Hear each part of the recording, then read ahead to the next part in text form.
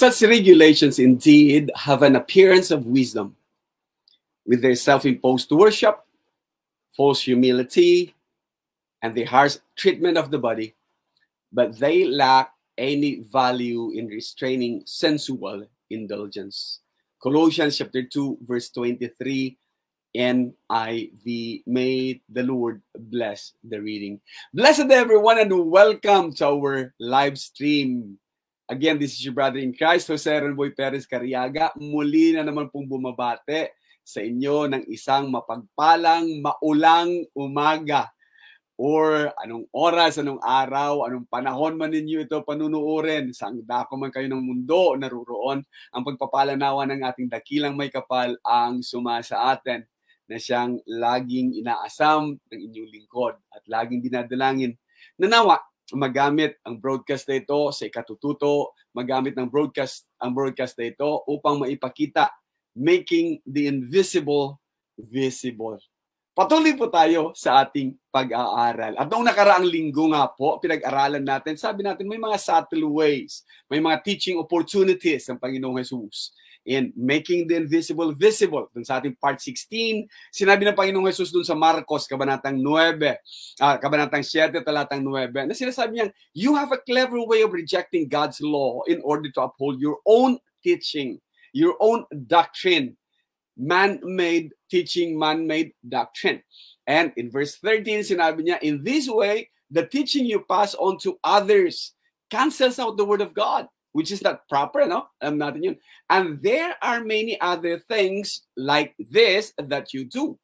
Marami pa daw palang mga ginagawa na mga traditions, doctrines, teachings that cancels out the word of God, clever way of rejecting God's law na ginagawa ng mga tao or particular on this context ng mga Pharisees dahil lamang sa pagtataas nila ng kanilang rituals, ng kanilang tradition, ng kanilang mga oral traditions na inilalagay nila na halos katumbas, katapat ng written tradition or ng Torah or ng Tanakh. Subalit, sinabi ni Jesus na hindi dapat. Kaya patuloy tayo sa ating pag-aaral. Last week, sinabi natin, any opinion, good as it may seem, logical as it may sound, cannot cancel the Word of God. Lagi po nating tandaan yan. At sinasabi din natin, hindi magiging excuse ang iyong opinion para hindi sumunod, para hindi tuparin ang iyong mga obligasyon. Hindi mangyayari na sabihin mo, sa palagay ko naman tanggap ng Diyos yun. Yan ang palagay mo. Yan ang akala mo. Marami nang nagkakamali. Yung nga sabi natin, marami nang maling akala. And hindi maaaring gawing doktrina. Hindi ko mo magandang pakinggan, logical, at ito ay para sa dadakila ng Panginoong Diyos na siyang nagiging cliche natin ngayon, all for the glory of God, hindi maaari. But those are just opinions na ginawang doktrina. At mapapansin po ninyo, sa loob ng iglesia, ang pinag-umpisahan lamang niyan ay opinion ng mga nauna. Opinion na may 5 steps to salvation. Opinion yon. Sapagkat wala namang nakasulat na 5 steps. At babalikan mo yung primitive Christianity, hindi nga nila hawak ang mga aklat noon. Hindi nga nila hawak ang buong New Testament. Kasi na buong New Testament natin, 4th century na, 300 plus AD. Kaya huwag niyong sasabihin na primitive Christianity yung 5 steps of salvation or 5 avenues of worship. Hindi mo mahahanap ang worship na tinatawag dito sa Bagong Tipan, that you come to worship and pagtitipon. At sa pagtitipon na yan, kung ang adhikain mo ay bigyang pagpapahalaga ang Diyos at sambahin ang Diyos, yan siya. Pero walang command na sinabing pumunta ka sa bahay-sambahan upang magsamba, kundi nangagkakatipon. So it can't be a doctrine. Pero sa iba, ang buong akala nila ay kapag ka itinuro na at narinig na nila sa pulpito, doktrina ng maituturing yon. Balikan ninyo ang salitang doktrina, teaching. Balikan ninyo saan nanggaling ang teaching, opinion ng mga naunang tao kaysa sa atin. At marami sa atin, mga parot lang din naman, mga loro na hindi na nag-isip, hindi na question, hindi na pinag-aralan, at itinuturo, thus proliferating fake news and fake doctrines or false doctrines. Marami po. Hindi man natin sasabihing may mangilan-ilan, kundi karamihan. Kung anong nakasanayan at anong nakaugalian, iyon na lamang at hindi na pinag-isipan. Ngayon, ang laging nasa likod talaga nito ay gagawing for the glory of God.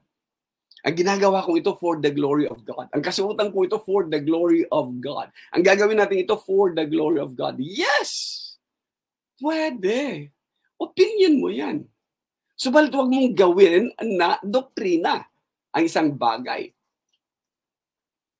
na hindi naman nasusulat. Kaya tama si Pablo nung isulat niya. Such regulations indeed have an appearance of wisdom. Appearance of wisdom. Ano yun? Mukhang tama nga, ano?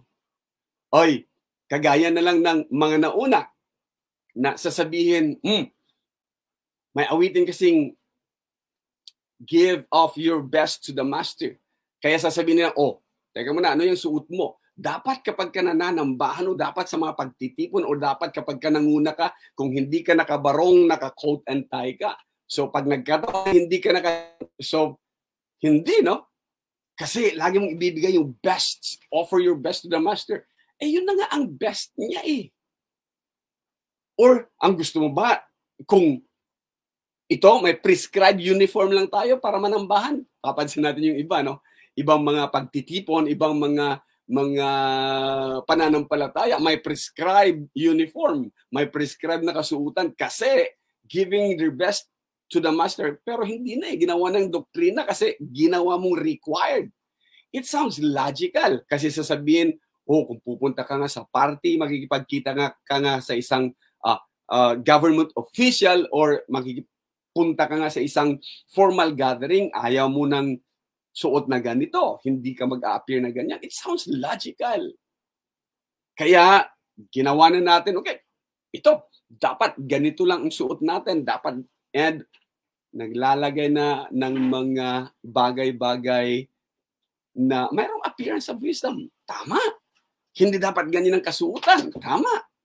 Kagaya, I remember, some years back, papunta kami ni Cynthia sa isang, I think it was sa isang gathering. And then sumakay kami ng taxi. Pagsakay namin sa taxi, napakadaldal din ng aming naging driver ng taxi at nagpakilala siya na siya daw ay Christian at siya daw ay isang born again. And so, sa pag-aaral namin, sa pag-uusap namin, I should say, sinabi niya, alam po ninyo, kasi naka-slacks yata nun si Cynthia, alam po ninyo, sa amin po, pinagbabawal po ang pagsusuot ng mga kasuutang panlalaki na bawal isuot ng mga babae. Ganon din po ang paglalagay ng mga hikaw sapagkat nasusulat po na hindi pwedeng gawin. And patuloy siya nagsasabing sa amin, ayon po sa katuruan namin. Kaya sabi ko sa kanya, maalala ko, parang nasa Leviticus yata nasulat yun, ano, na hindi gagamitin ng babae yung suot ng lalaki. And so, para lang matahimik ng kaunti, tinanong ko lang naman siya, sa palagay mo kaya, noong sinusulat ni Moses ang mga bagay-bagay na yan, nakapantalon siya, o ano kayang kasuutan niya? And there was dead silence. And then inulit ko, pag nakikita mo yung picture, if you picture out, kaya mo bang isipin, nakapantalon ba si Jesus? Nakapantalon ba yung mga apostoles? Nakapantalon ba yung mga naunang Kristiyano kaysa sa atin? Para lang magkaroon ka ng pag-iisip. Kasi it sounds logical, it looks good, pero hindi siya tama. At kung sasabihin mong for the glory of God, ang mga bagay-bagay na ito, kasi gusto nating sundin ang kalooban ng Diyos, again, sa mga ganong uri ng pagtatanong, nanahimik siya, and the rest ng biyahe namin, hindi niya ako sinagot. Inulit ko, naisip mo na ba, bago kami bumaba, kung nakapantalon si Moses habang sinusulat niya yun o nakapalda? Sabay ngiti. Ayaw na niyang sumagot. There are things na mayroong appearance of wisdom. Pero when you look at it, kung talagang pag-aralan mo, hungkag, ampaw, at yung cliche na for the glory of God, come on. Don't make or don't use God as an alibi. Walang pagkakaiba yan kay Juan noong pinupunasan yung paa ng Panginoong Jesus na isang ungwento na worth 300 denarii. Ang sabi ni Judas, what a waste. Sana ipinagbili na lang ang pabangong ito at ipinamigay na lang mas maraming nakinabang. Tama nga naman ano. So, yung kanyang idea na mas maraming makinabang kaysa sa Panginoon, sounds good. Sounds logical. Pero may comment si Juan doon na sinasabing kasi siya ang may hawak ng kaban at ginagamit niya ang pera. Personal na rason meron siya. Again, ulitin natin.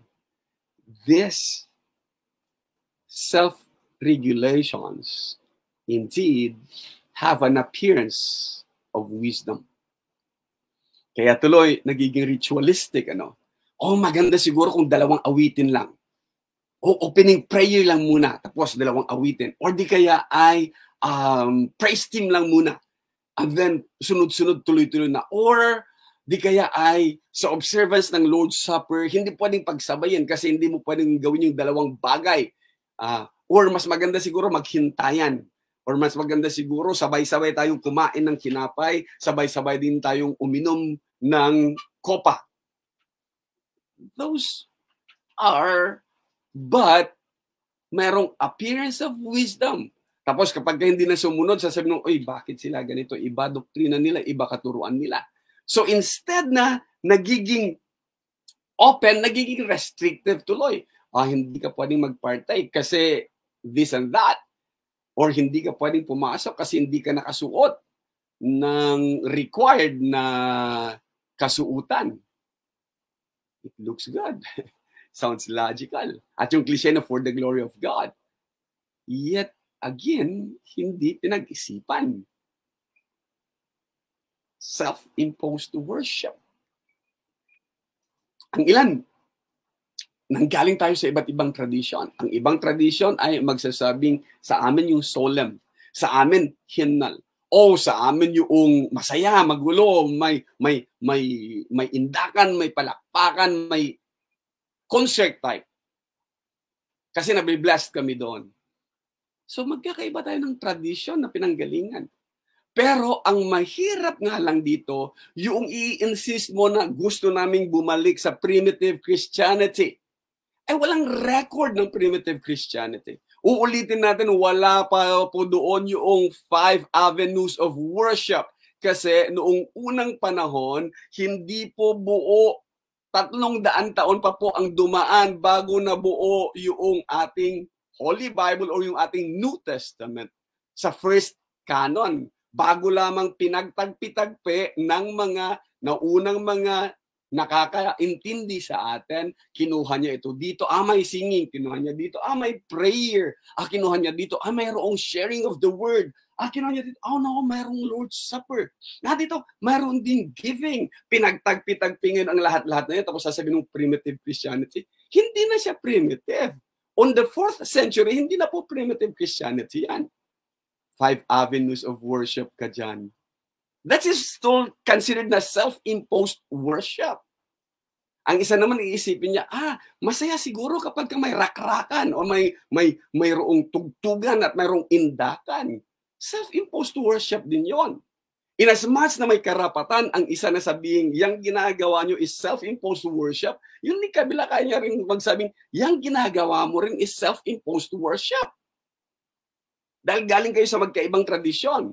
ipagpipilitan mong it is primitive Christianity, binubuhay lang natin yung primitive Christianity on the same sense. Ganon din ang kaisipan ng isa. Napakadaling magturo ng daliri, ano? Mali kayo, mali kayo. And then, sino lang tama? And come to think of this, kahit yung mga songs and how we sing it, sa itim at puti na lang, if galing ka kung nakapunta ka ng Amerika, ang worship services ng mga black congregation is absolutely different from those of the whites and the Latinos as well. Magkakaiba. Kaya, iba't ibang practices, iba't iba kasing problema, iba't iba kasing need na gustong tugunan ng kongregasyon. Kung hindi nyo pa makita yan, listen, ang mga sulat na ipinadala sa iba't ibang mga kongregasyon addressing different needs. Ngayon, yung mga sulat na yun, kinunan natin, oh, tapos pagtagpi-tagpi natin, tapos sabihin natin, oh, ito yung 5 avenues of worship, oh.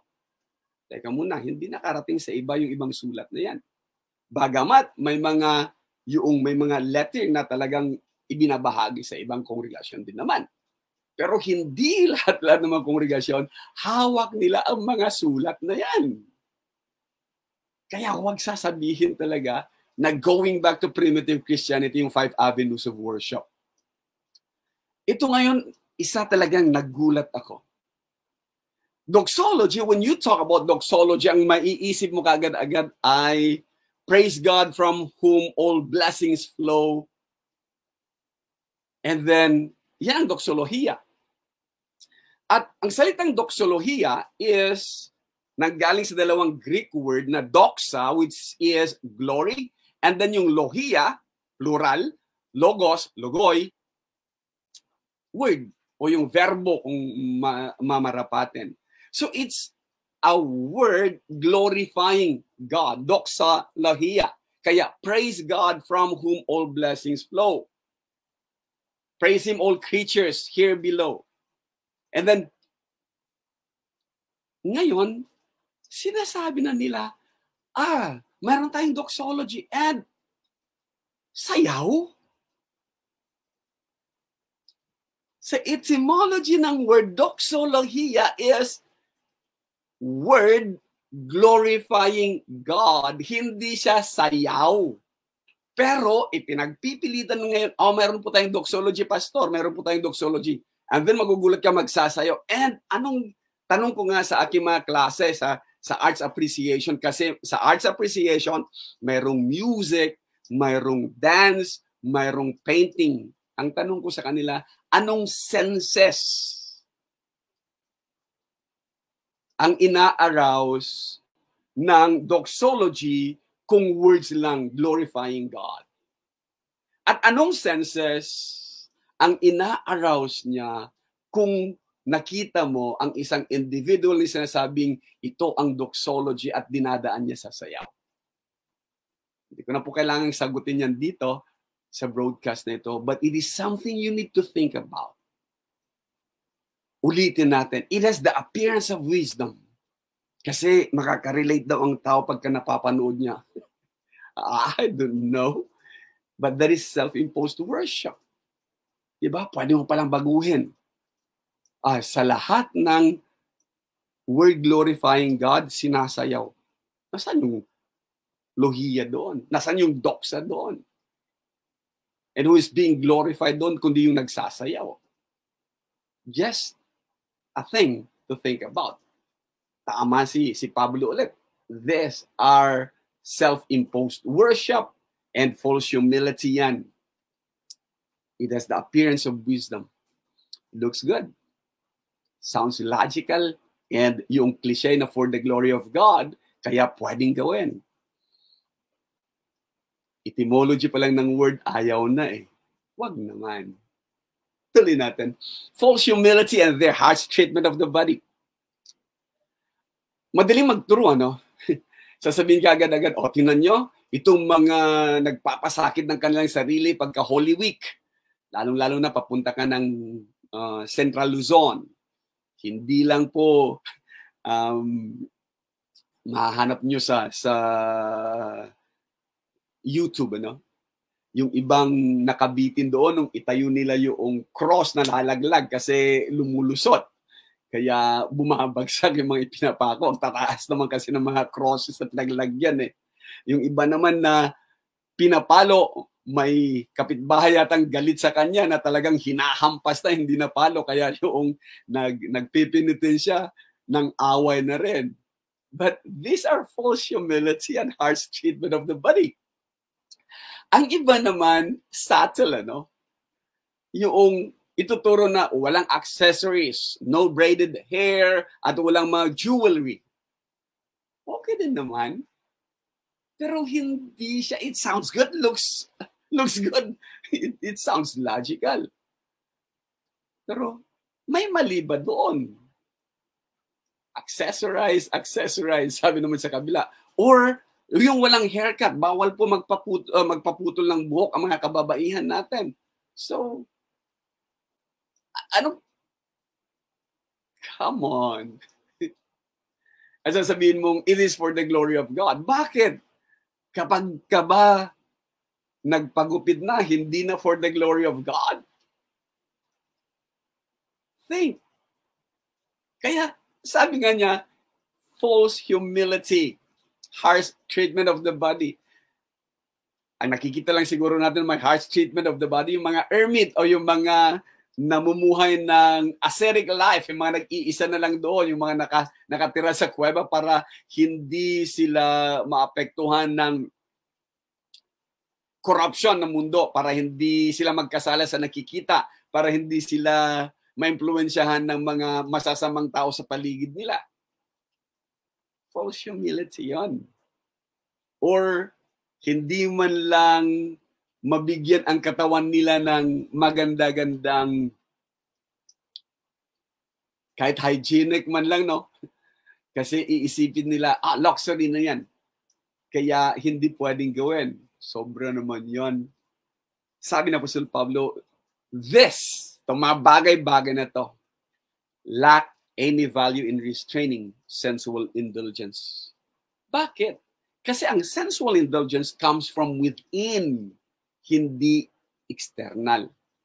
At ang napapansin natin sa lahat-lahat o sa karamihan, huwag namang generalization masyado yung lahat-lahat, sa karamihan ng mga practices at sa karamihan ng mga pananampalataya, external ang focus. Hindi internal. Hindi yung ought to be like thee. Pagiging Christ-like ay hindi yung wala siyang tirahan. Hindi yung palipat-lipat lang na nagtuturo. Kundi yung qualities, characteristic ng Panginoon. Kaya nga sabi niya, come, learn of me, for I am meek and gentle. Pero nakikita natin, external. Hindi mo pwedeng gawin yan, hindi pwedeng gawin yan. When you look at it talaga, the battle is within. Ang focus natin dapat, hindi yung panlabas lang. Kaya one way or the other, nung sinabi niya na you have a clever way of rejecting God's law. Kasi nakikita niya what's going on inside of us. Kaya the battle is within. Ang focus dapat natin is internal at hindi ang external, hindi yung panlabas na anyo. Kaya sinabi niya sa Mark 7:14 and 15, Jesus called the crowd to him and said, listen to me everyone. Intindihin niyo ito. Wala sa labas ng tao ang maaring magpadumi sa kanya. Rather, yung lumalabas mula sa tao ang gumagawa sa kanya na marumi. Mahirap pa intindihin yun. Nothing outside a man can make him unclean by going into him.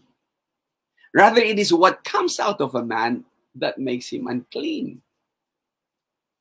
Bakit, Lord? Di ba yung mga pumapasok, yung lumalabas, yun ba ang nag-make sa taong unclean? Lord, paki-explain. Again, Jesus, when he said this, hindi ibig sabihin yung kosher food or halal food. Hindi yan magiging dahilan para maging ceremonially unclean ka. Or di kaya eating without washing the hands. Or di kaya ay eating hygienic siya, eating without washing yung proper way of washing yung basin, yung plate, yung lahat-lahat, cups and things like that. Doesn't make us unclean. Hindi yung hindi pagsunod sa rituals.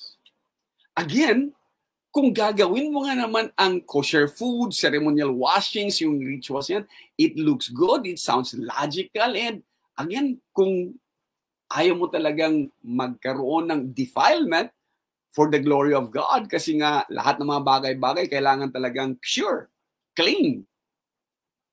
Sounds good. Diba? But it's not. Yan ang kanyang sinabi. Listen, verse 17 hanggang 19, tuloy natin hanggang 23 mamaya. After he had left the crowd and entered the house, his disciples asked him about this parable. Yung sinabi niyang, nothing that comes into a man or comes in sa tao ay magpapadumi sa kanya. And ang kanya kasagutan is, are you so dull? Don't you see that nothing, wala, that enters a man from the outside can make him unclean? Nothing. Walang bagay na papasok sa tao na gagawa sa kanyang unclean. Sapagkat hindi ito pumupunta sa kanyang puso, kundi sa kanyang tiyan. And then lumalabas ito sa kanyang katawan. Napakasimple talaga ng Panginoon. Ano? Yung, come learn from me. Come learn of me. This is how I think. This is how I teach. This is what it is. Simplify things. Hindi ko mo kumain ka without washing your hands. You are defiled. Hindi ko mo kumain ka without washing it ceremonially. Na tama yung ritual. That it defiles the food. It defiles what you eat. And you become ceremonially unclean.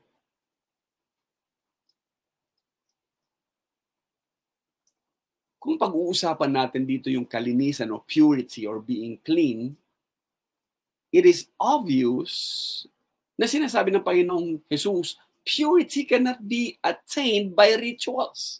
Hindi sa pamamagitan ng ritual makakamtan ang pagiging banal, pagiging pure, pagiging malinis.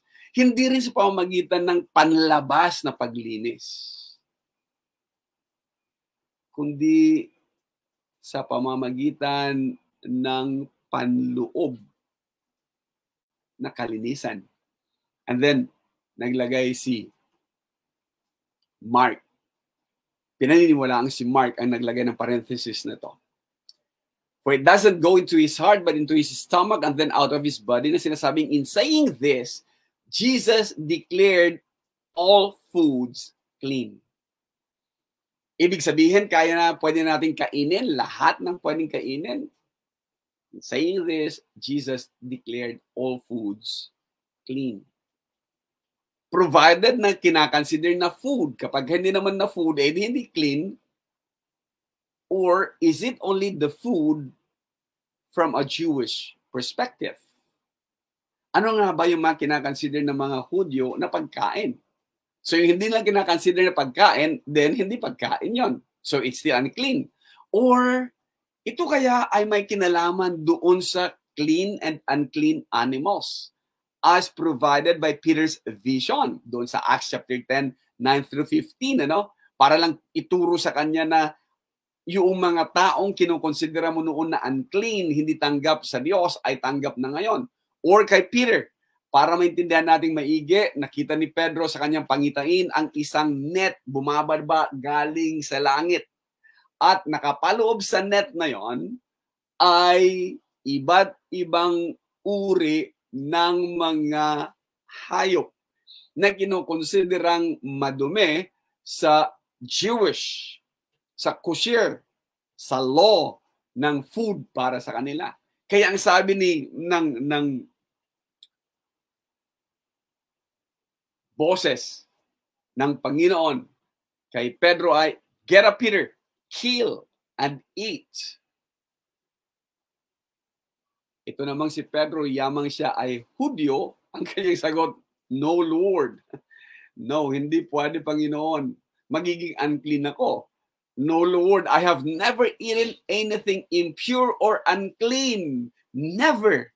Hindi po pwede, Lord. Hindi ko ginagawa yan. Madumi yan eh. And then the voice again said, "Peter, do not call anything impure that God has made clean." Bagamat ang tinutukoy dito ay yung gagawin niya mamaya lang ng kaunti kasi tatawagin na siya ng household ni Cornelius, pero ginamit ng Diyos sa isang kaisipan ng Hudyo na clean tsaka unclean food. Ang pwede niyang kainin ay yung clean food lang para hindi siya maging ceremonially unclean o para hindi siya maging defiled. Kundi this time, nakita niya na it is not food ang pinag-uusapan lang dito, Pedro, but even your thinking, your prejudices about the Gentiles, about the others, about this, yung mga hindi mo kalahi na iniisip mo ay those dogs, those others, those strangers are unclean at hindi mga lingkod o anak ng Diyos. Do not call anything impure that God has made clean. Interesting. So verses 20 to 23, ito ang nilalaman. What comes out of a man is what makes him unclean or defiled. Anumang lumalabas mula sa tao, ito ang nagpapadumi sa kanya. Sapagkat mula sa kaloob-looban, mula sa puso ng tao, out of men's hearts. Isipin nyo ito, nakakatuwa, no? Yung heart ay ginamit na thought. Mula sa puso ng tao, come evil thoughts. Akala ko dito galing yun, hindi dito. Di ba? Evil thoughts. Galing sa puso. Sexual immorality. Akala ko dito din galing yun. Kasi prinoseso. Pagnanakaw. Theft. Pagpatay. Murder. Adultery. O greed. Greed, madali na lang isipin, no? Yung pagiging ganid. Yung kahit na ibinigay mo na sa Panginoon, pero bawiin mo kasi greed. Ganid, kahit na naipangako mo na sa Panginoon at ibinigay mo na sa Panginoon, ngayon babawiin mo. That's greed. Malice. Pagsasabi ng hindi tama tungkol sa ibang tao. Kapag kakaharap mo, maganda kausap, pero kapag nakatalikod ka, that's deceit. Pandaraya. Lewdness. Kahalayan, envy, inggit, slander, paninira, arrogance and folly. Lahat ng mga ito make a man unclean. Take it from Jesus. These are all internal things na sinasabi niya, this is what makes a man unclean. Kaya kung titingnan natin maigi,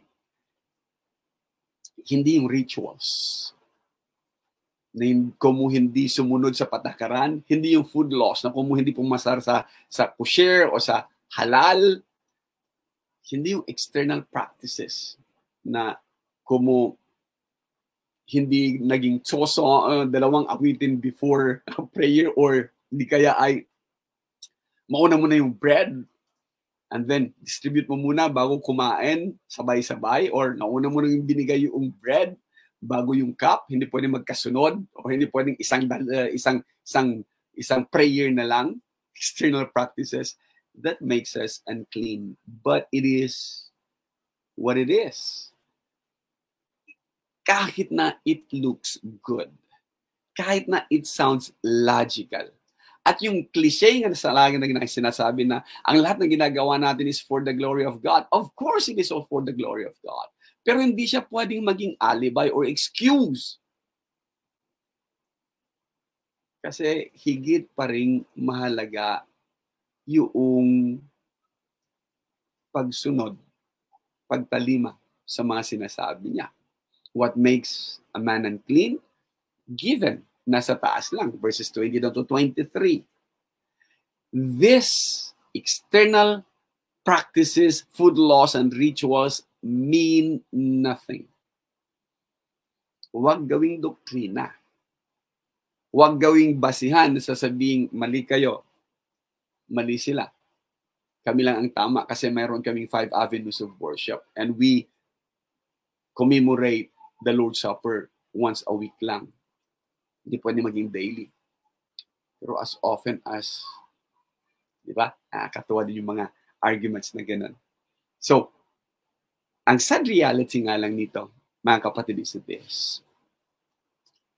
Most of the churches or most of the believers, ang focus is external. Yung mga nakikita.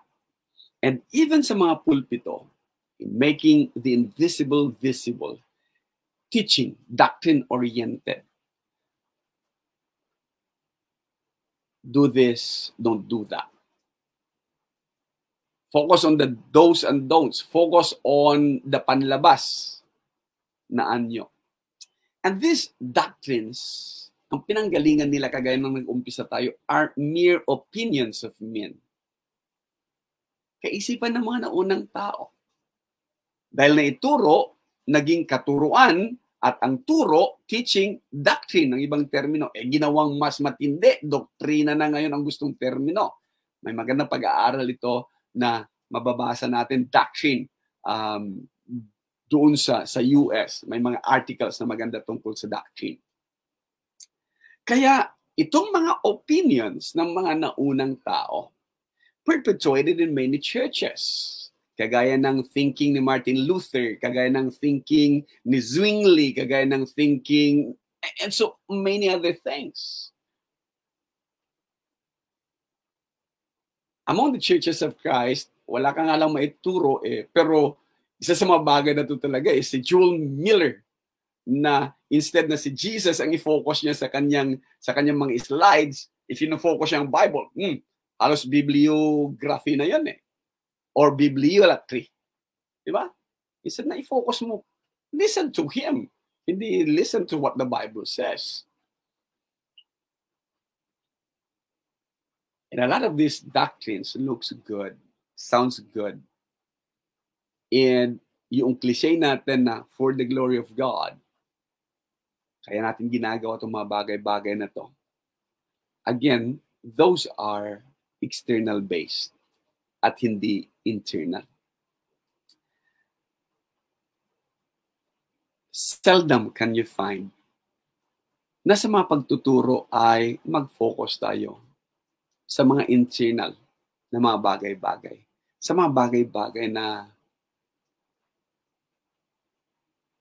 pagiging kagaya ng Panginoong Hesus. Kaya yung kanyang imbitasyon nagsasabing, take my yoke upon you and learn from me or learn of me. For I am gentle. I am meek. Then you will find rest unto your souls. That's still an open invitation. Yun nga lang, mas madali nga kasing makita yung panlabas. Mas mahirap makita yung internal. Kaya, ang nagiging focus, panlabas lang. Kaya ang laging mga tinatalakay, mga panlabas lang.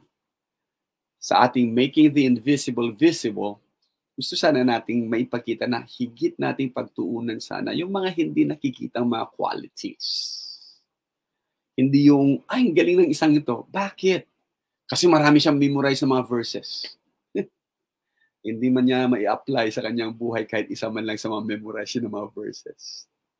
Parang naging measure na rin kasi ng spirituality kung gaano kadaming memorize na verses mo. Parang ganito lang din yon. Parang naging measure na rin ng academic excellence mo kapag marunong ka mag-English. Hindi, di ba? Absurd na generalization yon. The same thing with Christianity and the same thing with spiritual things, spiritual matters. Ulitin po natin yung sinabi ng Panginoong Jesus. Hindi yung papasok sa tao ang gumagawa sa kanyang madumi, kundi yung mga bagay-bagay na lumalabas sa tao ang nagpapadumi sa kanya. In making the invisible visible, we need to see the internal things. Hindi lamang dapat sana sa external. Again, ito po ang inyong kapatid, Jose Ronnie Perez Cariaga. Muli nagsasabing pagpapala sa ating lahat-lahat po.